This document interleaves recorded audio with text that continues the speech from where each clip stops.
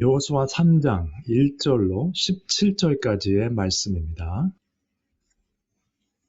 지난주에 2장에서는 라합과 정탐꾼들에 대한 말씀을 상고해 보았습니다. 비록 저희들이 선한 목적을 가지고 있더라도 과정 가운데 하나님께서 원치 않으시는 성경적이지 않은 방법으로 어떤 일을 행하는 것은 맞지 않다. 그런 말씀을 나눴었습니다. 그리고 오늘 3장을 통해서는 하나님의 일과 성도의 책임이라는 제목으로 말씀을 상고해 보도록 하겠습니다. 먼저 지난주 2장 끝나는 부분이죠. 24절까지 있지만은 23절에 그 두 사람이 돌이켜 산에서 내려와 이제 숨어 있다가 내려와서 돌아왔어요. 진영으로 돌아와서 그들이 겪은 모든 일을 보고했습니다. 그리고 라합이 했던 말을 그대로 얘기하는 것이 24절에 나오고요. 그 다음에 3장을 시작하면서 여호수아가 바로 행동을 취합니다. 요단강에 이르러서 그 강변에 이르러서 거기에 머물게 되는 장면입니다. 여호수아와 백성들의 모습을 한번 떠올리시기 바랍니다. 지금 사흘이 지난 후에 하나님 여호와의 언약궤, 제사장들이 그 언약궤를 메고 가게 되면 백성들에게 그 뒤를 따르라고 말을 했습니다. 지난주에는 라합의 사건을 통해서 정탐꾼들을 숨겨줬지만은 그 거짓말을 한 것에 대한 이야기를 다뤘었습니다. 오늘은 분명히 하나님께서 주시겠다고 하신 땅을 우리가 정복하러 가는데 순서와 절차가 있다는 거죠. 하나님 여호와의 언약궤를 매는 제사장들이 있고 그들을 보거든 너희가 있는 곳을 떠나 그 뒤를 따르라. 제사장들이 계속 등장하고 또 언약궤가 등장합니다. 오늘 본문에. 기억하실 것은 제사장들이 그 역할을 담당하지만 백성들이 따라가는 것은 하나님의 언약궤라는 거. 이거 기억하시면 끝까지 말씀을 이해하시는데 도움이 되겠습니다. 그리고 그 언약궤를 따라가는데 그 중간에 사이가 있어요. 거리가. 2000규빗쯤 되게 하고 라고 말하고 있습니다. 2000규빗이라고 하면 한 규빗에 한 45cm 정도, 18인치라고 보니까 2000규빗이면 한 800m 정도 되는 거리입니다. 아주 먼 거리는 아니지만은 제법 거리가 먼 걸로 보실 수 있겠죠? 그리고 너희가 행할 길을 알게 될 것이다. 이렇게 말하고 있습니다. 재밌는 것은요. 이 길을 지나보지 못했다고 했어요. 그런데 언약궤를 쫓아가면 너희가 행할 길을 알 것이다 라고 했습니다. 생각해 보시기 바랍니다. 이것은 백성들에게만 해당되는 것이 아니에요. 제사장들도 가본 적이 없는 길입니다. 그러나 무엇이 다른가? 하나님의 언약궤가 지금 있다는 거죠. 그 언약궤를 보고 따라가게 되면 너희가 행할 길을 알게 된다. 이 길이라는 표현을 했는데요. 이 부분을 보기 위해서 출애굽기를 한번 살펴보겠습니다. 이스라엘 민족이 광야 생활을 할 때에 낮에는 구름 기둥으로 밤에는 불 기둥으로 그들을 인도하셨습니다. 24시간이죠. 낮에만 일을 하신 것도 아니고 밤에만 인도하신 것도 아니었습니다. 24시간. 그런데 우리는 어떻습니까? 변치 않으시는 하나님께서 지금도 우리를 24시간, 1년 내내 매일매일 눈동자와 같이 지켜주시는데 그 하나님의 보호하심을 늘 깨닫고 사는가? 그 보호하심 가운데 안식을 취하고 있는가? 한번 생각해 보셔야 돼요. 세상에 살면서 참 여러 가지 일이 많습니다. 오늘 광고도 하셨습니다만 건강의 문제가 많이 일어날 수 있고요. 경제적인 문제, 또 가족 간의 문제 여러 가지가 있을 수 있는데 그 가운데 이스라엘 민족이 광야를 지나갈 때 하나님께서 늘 지켜 보호하셨던 것처럼 우리의 삶도 하나님이 늘 함께 하심을 기억하셔야 되겠습니다. 그러면 여기서도 길을 인도하셨다고 되어 있죠? 광야에서도. 사도행전을 보시면 이런 표현이 나옵니다. 사도 바울이 컨버트 되기 전에, 크리스찬이 되기 전의 일이죠. 사울이죠, 그때는 이름이. 사울이 주의 제자들, 예수님을 따라가는 사람들에 대하여 여전히 위협과 살기가 등등하여 대제사장에게 가서 다메섹 여러 회당에 가져갈 공문을 청하니 이는 만일 그 도를 따르는 사람을 만나면 이렇게 말합니다. 예수님의 제자들을 도를 따르는 사람들이라고 표현을 했어요. 동양 철학에서도 도라는 말을 사용합니다만 문자 그대로 보시면 이 도가 the way입니다. 길이에요, 길. 예수님을 따르는 자는 신약 시대가 되었던, 지금 현대 시대가 되었던, 구약의 시대가 되었던 그 길을 인도하시는 하나님을 따라가는 자들입니다. 우리가 행할 길을 하나님께서 보여주시는 자들이에요.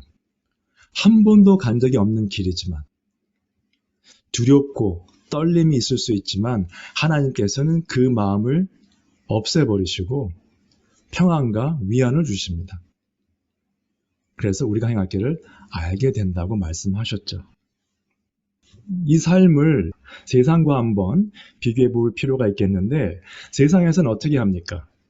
이건 관례입니다.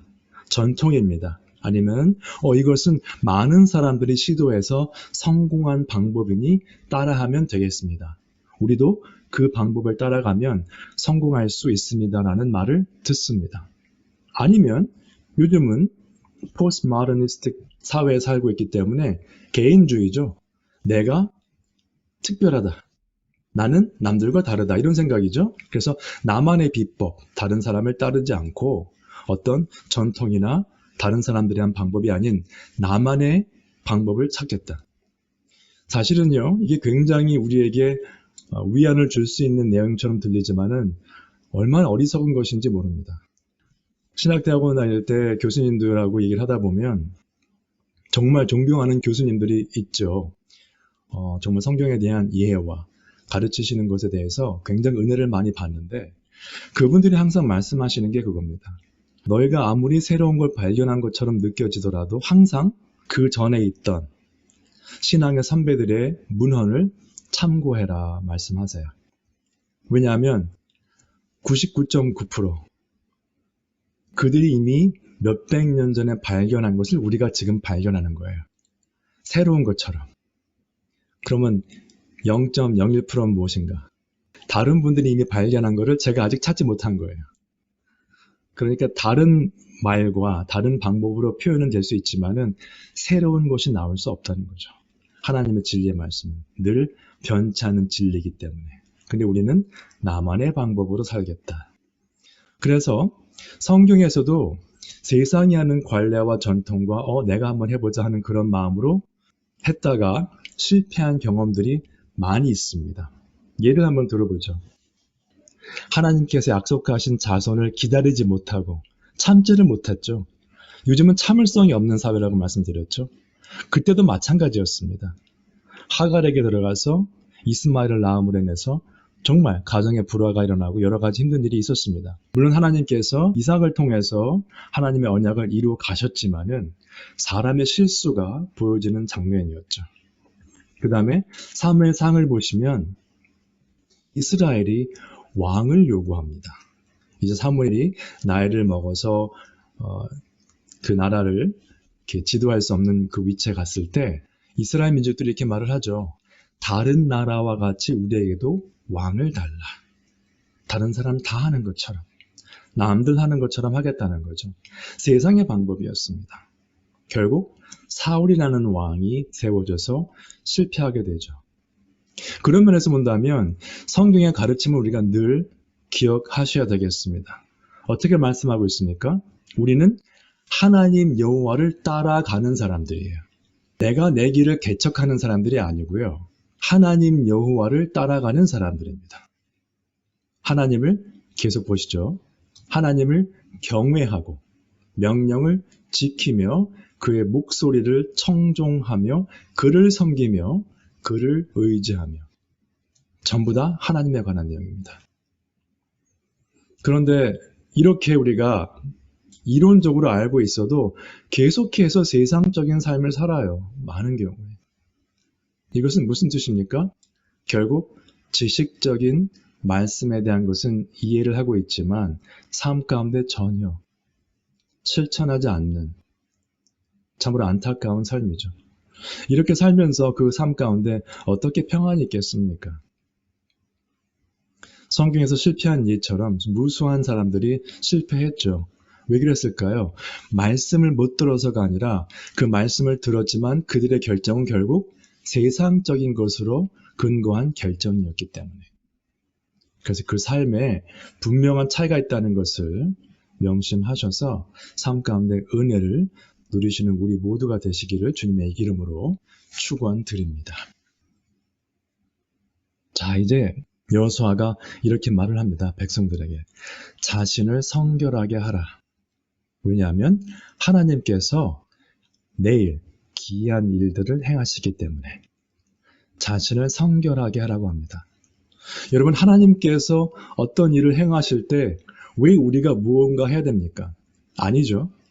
우리가 성결치 않다고 해서 하나님의 일이 이루어지지 않는 것이 아닙니다. 그러나 하나님의 백성이기 때문에, 우리는 하나님의 백성이기 때문에 하나님께서 하시는 일을 목도하고 우리가 그 일에 동참하기 위해서 우리 자신을 성결하게 해야 되는 책임이 있는 것입니다. 여러분, 우리는 제가 지금 지난주, 지지난주도 말씀드렸습니다만 게으른 크리스찬 될 수 없어요. 남들처럼 성경에 나오는 원칙을 무시하며 사는 크리스찬이 될 수 없습니다. 선한 목적을 핑계로 해서 이 과정을 무시할 수 없습니다. 하나님께서 말씀하시는 과정을 밟아 가야 돼요. 그 삶이 이루어지지 않는다면 우리는 아무런 힘도 없는, 그저 교회에 참석하는 교인일 뿐입니다. 성도가 아니고 교인. 그렇죠?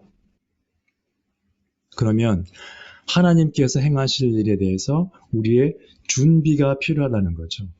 어떤 자세로, 어떤 준비를 할 것인가 민감하게 그 부분을 영적으로 바라보면서 늘 자신을 성결하게 해 가야 됩니다.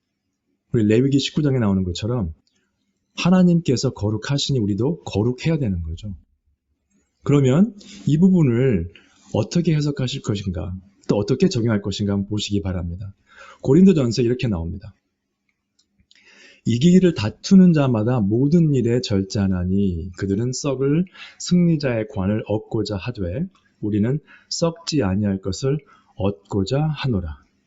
이기기를 다투는 자 하면 맨날 서로 주거니 받거니 싸우는 사람처럼 느낄 수 있지만은 신약 시대가 그레코 로만 시대였죠. 그래서 그 문화의 영향으로 올림픽이나 이런 운동이 많았을 때입니다. 그래서 이기기를 다투는 자라고 해석된, 번역된 이 부분은 원래 every athlete 그렇게 나와요. 영어에는. 그러니까 모든 운동선수들은 상을 타기 위해서 썩을 승리자의 관이죠. 면류관이죠. 진짜 실제로 면류관인데 그것을 받기 위해서 절제한다고 되어 있습니다.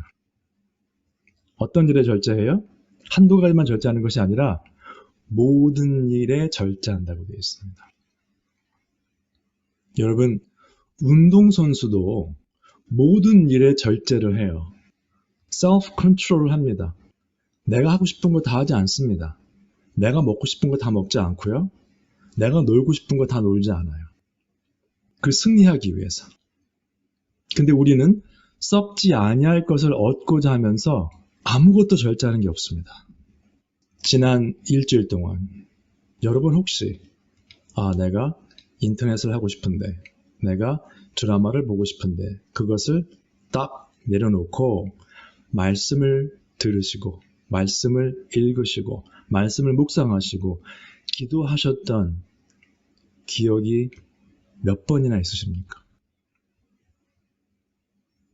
운동선수도 모든 일에 절제하는데 우리는 썩지 아니할 것을 얻고자 하면서 그것에 대한 노력을 하나도 하지 않아요. 주일 예배에 참석하는 것으로 만족합니다. 여러분, 만약에 운동선수가 매일매일 조깅하는 것만 가지고 나 이제 올림픽 나가서 우승할 것이다, 이렇게 한다면 얼마나 우스운 이야기입니까?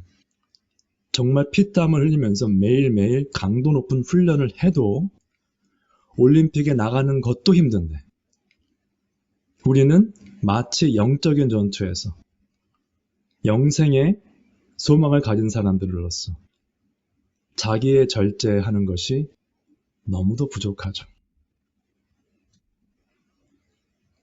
이 부분만 묵상을 하셔도 앞으로의 삶 가운데 우리의 방향이 완전히 바뀔 줄로 믿습니다.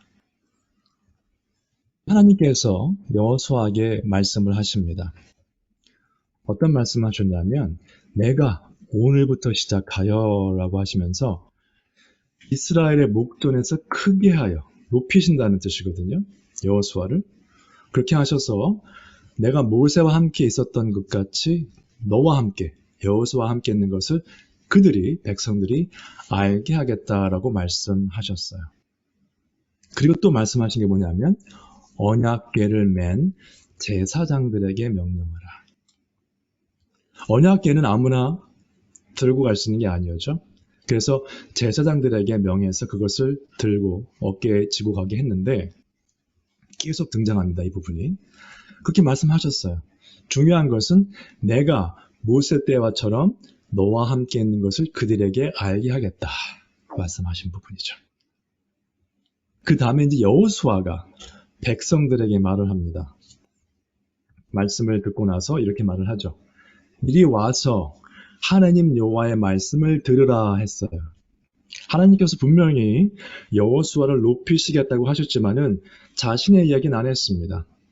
어떻게 말했는가 하면 백성들에게 살아계신 하나님이 너희 가운데 계셔서 이 모든 민족들을 쫓아내실 줄을 이것으로서 너희가 알게 될 것이다. 너희가 알게 될 것이다. 이 부분이죠. 여기서 안다는 이 단어는 어떤 뜻으로 됐냐면 경험적으로 안다는 거예요. By means of personal experience. 경험을 통해서 안다는 겁니다. 굉장히 적합한 단어죠. 왜냐하면 가나안에 있는 그 족속들을 다 몰아내시는 걸 보게 되면 경험적으로 보게 되는 거죠. 그래서 알게 된다. 물론 여기서는 그렇게 사용되었지만 다른 뜻도 여러 가지 있습니다. 특별히 창세기에 보시면은 아담이 그 아내를 알고 이제 아들을 낳게 되는 부분이 나오죠. 그 안다는 그 단어입니다. 안다. 굉장히 가까운 관계를 말하는 겁니다. 그러니까 그냥 어렴풋이 아는 것이 아니라 정확하게 안다는 것으로 보시면 돼요. 이제 하나님께서 우리와 함께 계신 것을 알게 될 것이다. 어떤 하나님이요? 살아계신 하나님께서.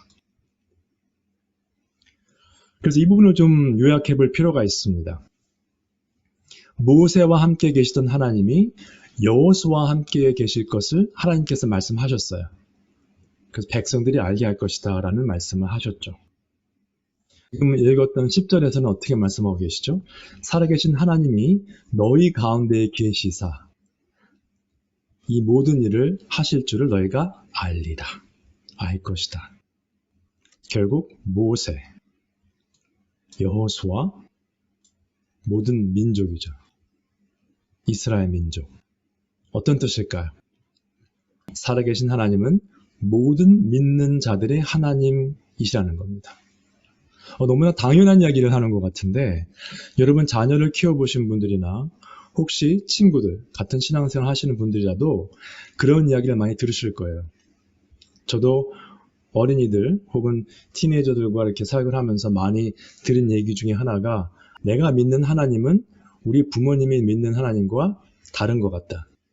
우리 할아버지 할머니가 믿는 하나님과 다른 것 같다. 내가 믿는 하나님은 이런 하나님이다. 다른 버전을 믿더라고요. 성경 말씀에 나오는 하나님이 아니고 자신들이 생각하는 하나님이에요. 굉장히 위험한 이야기고 그 생각이, 그 믿음이라고 하는 것이 성경 말씀에 뒷받침된 것이 아니라면, 성경 말씀에 근거된 것이 아니라면 그 믿음은 결국 무엇입니까? 우상 숭배입니다. 그래서 우리가 자녀를 키우실 때 혹시 주위에 있는 믿음을 생활을 지금 막 시작하신 분들에게 가장 강조해야 될 부분은 어떤 부분인가? 우리가 믿는 하나님은 다 같은 하나님인데 그 하나님은 성경에 나와 있는 하나님이다. 우리의 부모 세대, 우리 세대, 우리 밑에 세대가 다 다른 하나님을 믿는 것이 아니라 같은 하나님인데 왜 같은 하나님인가? 성경 말씀에 나오는 하나님이기 때문에. 그렇다면 예를 들어서 가족이 모여서 혹은 교회에서 모임을 할 때 구심점이 있죠. 스탠더드가 말씀이라면 결론을 말씀에 근거해서 내릴 수 있습니다. 그렇지 않게 되면 다 각각 다른 생각을 하게 되죠. 그래서 이 중요성을 기억하셔서 또 하나님의 은혜를 누리시기 바랍니다. 그래서 이제 이스라엘 백성들이 하나님께서 명령하신 것, 말씀에 근거해서 준비를 하게 됩니다. 언약궤가 3번 등장하고요. 이 본문에. 그 다음에 그 언약궤를 짊어진 제사장들의 이야기가 나오고 역시 백성들은 그 앞서가는 제사장들을 쫓아가게 되어 있습니다. 여러분 이 부분을 한번 생각해 보셔야 돼요. 지금 현재까지 이 말씀에 근거해서 언약궤를 메고 지나가는데 지금 거기 건너가면 뭡니까? 이제 전쟁을 해야 되거든요. 근데 지금 현재까지는 백성들이 아무도 불만을 표시한 사람이 없었어요. 요단 강가에 가서 3일 동안 유숙하면서 말씀을 듣고 이제 여호와의 언약궤를 메고 간다. 제사장들이 먼저 가면 우리는 쫓아가면 된다. 그렇게 하면 하나님께서 가실 길을 보여주실 것이다. 근데 전쟁하러 가야 되는 거거든요, 상황이. 근데 아무도 불만 섞인 이야기를 안 했어요, 여기서는.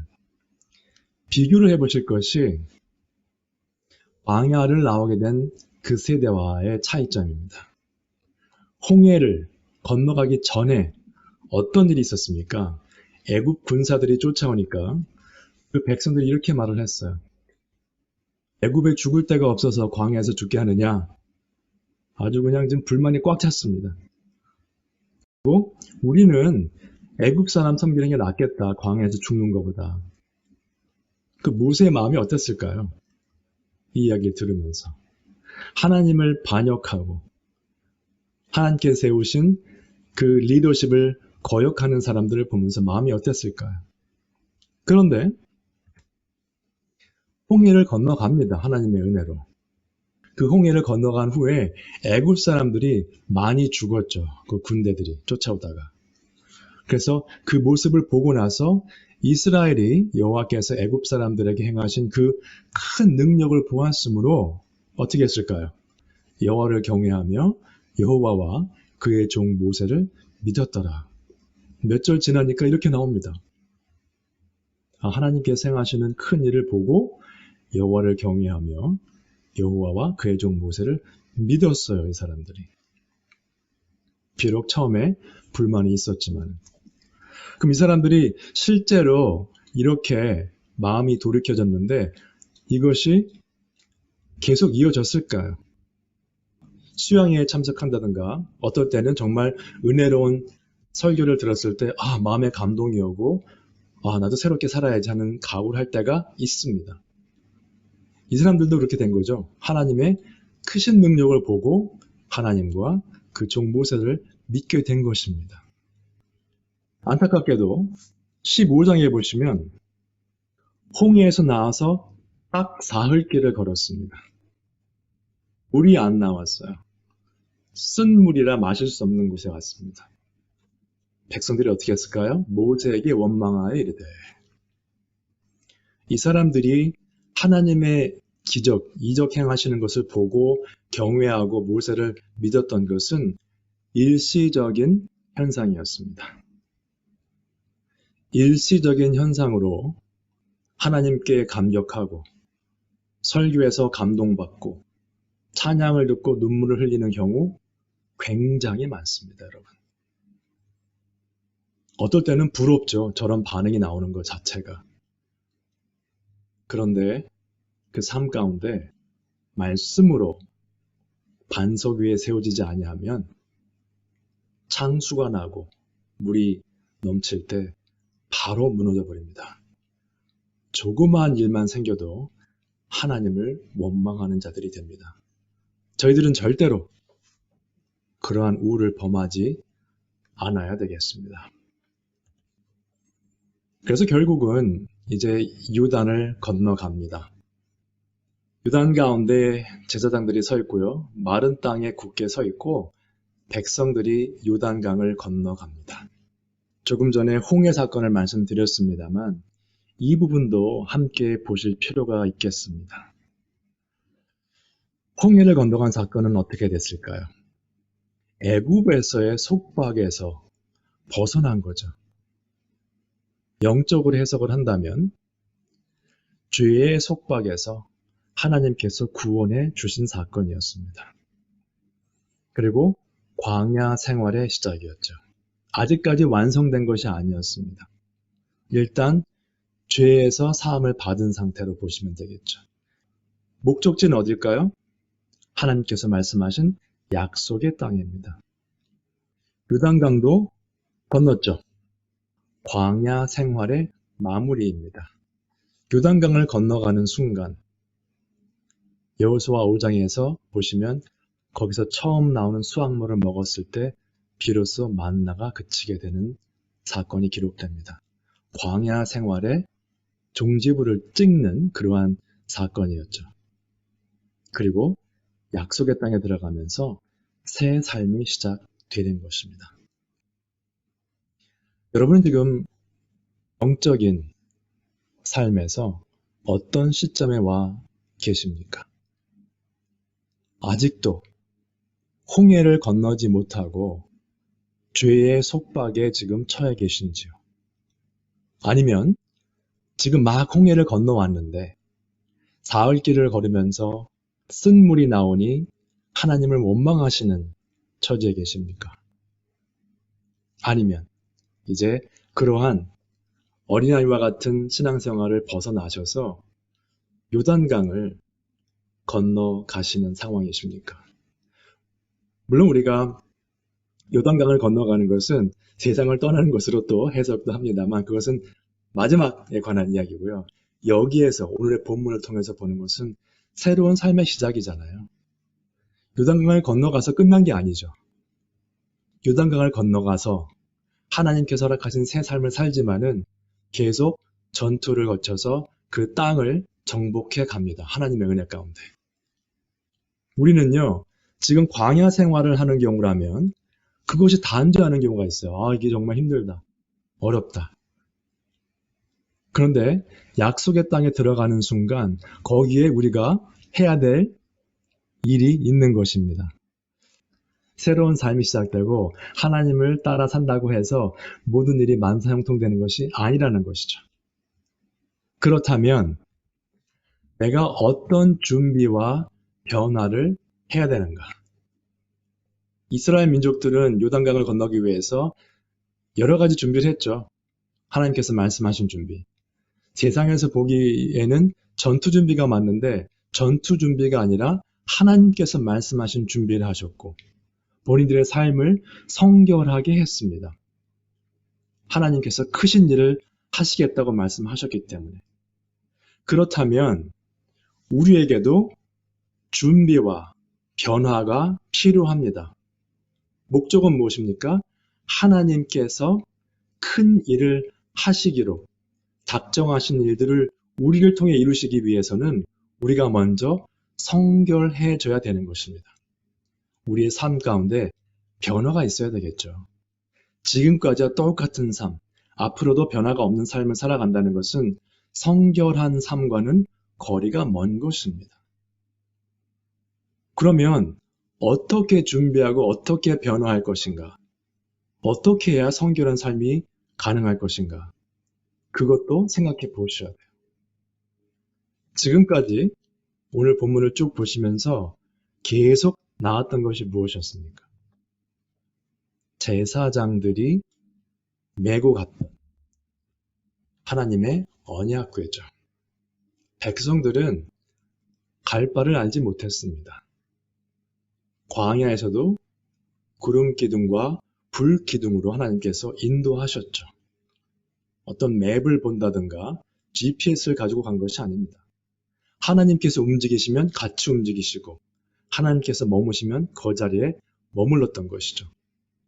여호와의 언약궤를 바라봤을 때 우리가 갈 길을 알았던 것입니다. 여러분, 하나님께서 허락해 주신 하나님의 언약궤를 바라보고 계십니까? 그렇지 않다면 우리는 아직 갈 바를 알지 못합니다. 그러면 그 언약궤 안에 무엇이 있었을까요? 물론 출애굽기, 또 민수기 17장에 보시면 아론의 쌍난 지팡이 이야기가 나옵니다만 히브리서 9장에 정확하게 나와 있습니다. 여호와의 언약궤 안에는 만나가 있었고요. 아론의 쌍난 지팡이가 있었고 언약의 돌판들, 모세가 받은 돌판들이 있었습니다. 이 세 가지를 한번 잠깐만 상고해 보시면 만나는 무엇을 상징합니까? 하나님께서 계속 공급해 주신 생명이죠. 육체적인 생명을 유지할 수 있도록 주셨지만은 결국 영원한 만나는 예수 그리스도, 영생을 허락하시는 예수 그리스도시죠. 아론의 쌍난 지팡이는 결국 권위에 관한 문제였고 하나님께서 추수하신, 하나님께서 선택하신 사람을 구별하는 일이었죠. 제사장들이었습니다. 지금도 하나님의 언약궤를 맨 제사장들이 있어야 되겠죠. 제사장이 드러나는 것이 아니라 아론이 드러나는 것이 아니라 하나님의 능력이 드러나는 것. 결국 목회자들은 하나님의 언약궤를 들고 있으면서 어떻게 될까요? 언약의 돌판들에 새겨져 있는 말씀을 선포해야 되겠죠. 자신들이 드러나는 것이 아니라 내가 언약궤를 메고 있어. 아무 의미 없습니다. 백성들이 바라봐야 될 것은 제사장들을 통해서 선포되는 하나님의 말씀일 것입니다. 여러분, 신앙생활 하시면서 어떤 방향을 바라보고 계십니까? 그리고 제사장들 혹은 목회자들, 말씀 사역자들이 선포하는 그 말씀 가운데 그 말씀이 정말 여러분들의 심령을 울리고 그 마음밭에 떨어져서 열매를 맺고 있으신지요? 그렇다면 하나님께서 허락하신 큰 일을 보게 될 텐데 그러기 위해서 하나님의 언약궤를 바라보시고 성결한 삶을 살아가심으로 삶 가운데 늘 하나님이 인도하신 길을 따라가시는 우리 모두가 되시기를 주님의 이름으로 축원드립니다.